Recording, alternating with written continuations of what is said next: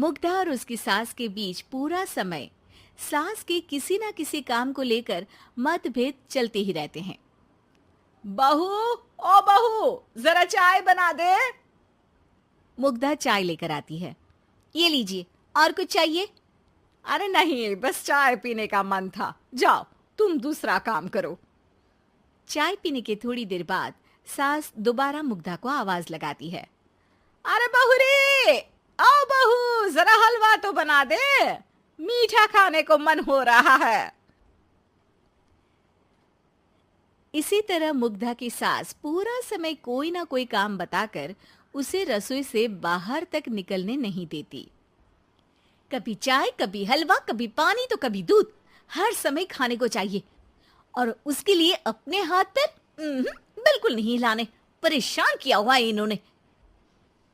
सास के जबरदस्ती परेशान करने की आदतों से दुखी मुग्धा एक शाम सचिन के साथ अपने कमरे में बैठी हुई बात कर रही होती है।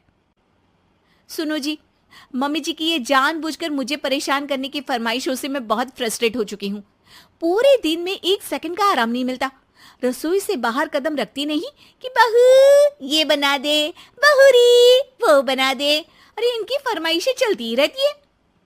अरे मुग्धा, माँ खाने की शौकीन है, पर उम्र हो चली है, खुद खाना नहीं बना सकती, इसलिए तुमसे बोलती है। अरे तो शौक भी उम्र देख कर रखने चाहिए ना।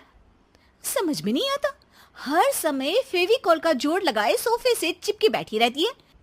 इतना सब डाइजेस्ट कैसे हो जाता है उन्हें? अरे तुम मेरी माँ से इतनी नफरत कैसे कर सकती हो?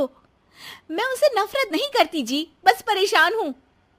जहां मुग्धा अपने पति से ये सब बोल रही होती है, वहीं उसकी सास भी कमरे के बाहर दरवाजे से कान लगाए सारी बातें सुन रही होती है और अगली दोपहर रसोई में मुग्धा के पास जाती है। बहू, आज ना मेरा कुछ मसालेदार खाने का मन है। तो चाय बना दूं? मुझे बहुत पसंद है। अरे ना, ऐसा कर लिट्टी चोखा बना ले। और हाँ, जितना मसाला बातों में मिलाकर पति को सुनाती हो ना, सब्जी में भी वैसे ही डाला करो, खाना स्वादिष्ट बनेगा। सास की बात सुनकर मुग्धा हैरान रह जाती है।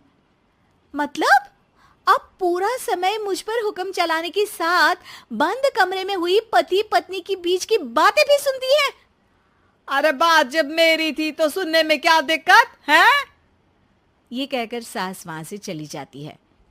अरे अब तो हद पार हो गई। इस तरह से तो ये मेरा जीना मुश्किल कर देंगी।